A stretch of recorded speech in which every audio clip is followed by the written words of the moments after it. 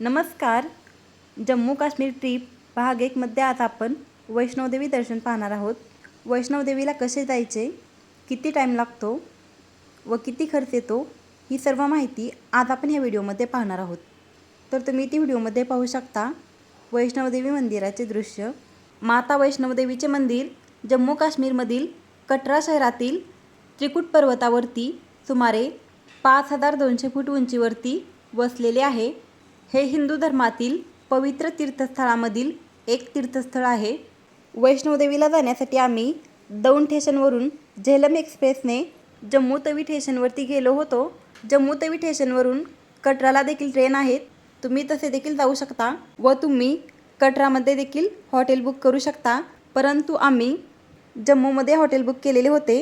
हॉटेलवरती जाऊन आम्ही फ्रेश झालो व तिथून जेवण केले आणि नंतर आम्ही कटराला बसने गेलो. कटराला बसने जाण्यासाठी एका व्यक्तीला 100 ते 150 रुपये घेतात. प्रायव्हेट कारने 1,500 ते 2,000 रुपयेमध्ये तुम्ही कटराला जाऊ शकता. जम्मू ते कटरा साधारणतः 50 किलोमीटर अंतर आहे. कटरामध्ये गेल्यानंतर आपल्याला बस स्टँडच्या शेजारी रजिस्ट्रेशन ऑफिस आहे. तिथून आपल्याला RFID कार्ड काढावे लागते. हे कार्ड पूर्णपणे निःशुल्क आहे. हे कार्ड काढल्यानंतरच आपल्याला चेकिंग करून वैष्णोदेवीच्या दर्शनासाठी गेटमधून आत सोडले जाते. कटरा गेटपासून अर्धकुंवारीपर्यंत आम्ही घोड्यावरती गेलेलो होतो. म्हणजे 6 किलोमीटर अंतर आम्ही घोड्यावरती गेलेलो होतो. त्यासाठी एका घोड्याला 6 किलोमीटर अंतरसाठी एका घोड्याला 650 रुपये घेतलेले होते. नंतर तिथून आम्ही बॅटरी कारने जाणार होतो. परंतु बॅटरी कारची ऑफलाईन तिकिटे बंद होती. बॅटरी कारची देखील ऑनलाईन तिकिटे आपल्याला सुरुवातीलाच काढून ठेवावी लागतात. नंतर आम्ही तिथून अर्धकुंवारीपासून भवनपर्यंत चालत गेलेलो होतो. अर्धकुंवारीपासून भवनपर्यंत 6 किलोमीटर अंतर आम्ही चालत गेलेलो होतो. चालत जाताना आम्हाला हरिण देखील दिसले.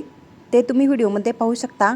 असे मानले जाते की वैष्णोदेवीची यात्रा करताना हरिण दिसले तर यात्रा सफल मानली जाते. व्हिडिओमध्ये तुम्ही पाहू शकता लहान मुलांना अशा प्रकारच्या छोट्या गाड्या देखील आहेत.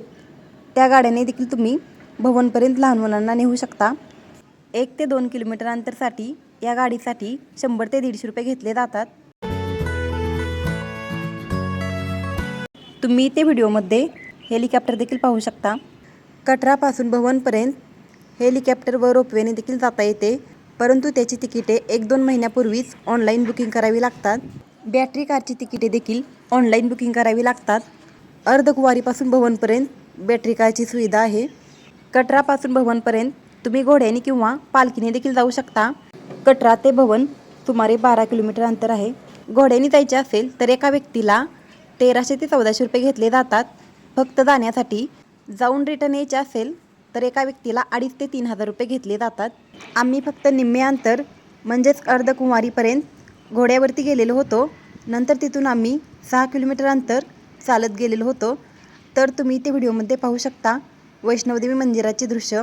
अर्धकुंवारीपासून भवनपर्यंत 6 किलोमीटर अंतर चालत जाण्यासाठी आम्हाला 2 ते 2.5 तास लागलेले होते. 7:30 वाजता आम्ही भवनपर्यंत पोहोचलेलो होतो. आरती चालू होती त्याच्यामुळे मंदिर बंद होते. नंतर आम्ही रात्री 8:30 वाजता लाईनला लागलो व 10:30पर्यंत आमचे दर्शन झाले. 1.5 ते 2 तासामध्ये आमचे माता वैष्णोदेवीचे छान असे दर्शन झाले. इथे गाभाऱ्यात देवी महाकाली, महालक्ष्मी व महासरस्वती या 3 पिंडीच्या स्वरूपात वास करते. व नंतर तिथून आम्ही घोड्यावरती भैरवजी मंदिराकडे गेलो व भैरवजींचे दर्शन घेतले व नंतर आम्ही घोड्यावरतीच महागारी कटराला आलो. व असे मानले जाते माता वैष्णोदेवीच्या दर्शनानंतर भैरवजींचे दर्शन घेतले तरच माता वैष्णोदेवीचे दर्शन पूर्ण मानले जाते. माता वैष्णोदेवी मंदिरापासून भैरवजी मंदिराकडे जाण्यासाठी व तिथून महागारी कटराला येण्यासाठी आम्हाला एका घोड्यासाठी 1600 रुपये घेतलेले होते. कटरापासून माता वैष्णोदेवी मंदिर व भैरवजी मंदिरापर्यंत जाऊन महागारी येण्यासाठी एका घोड्याला 2,500 ते 3,000 रुपये घेतात व 2 घोड्याचा खर्च 5,000 ते 6,000 रुपये होऊ शकतो. दुसरा कोणताही खर्च न पकडता फक्त घोड्याचा खर्च आहे तो. व घोड्यावरती जाऊन माता वैष्णोदेवी व भैरवजींचे दर्शन करून महागारी येण्यासाठी 7 ते 8 तास लागू शकतात. व कटरा गेटपासून चालत जाऊन माता वैष्णोदेवी व भैरवजींचे दर्शन करून महागारी येण्यासाठी 15 ते 16 तास लागू शकतात.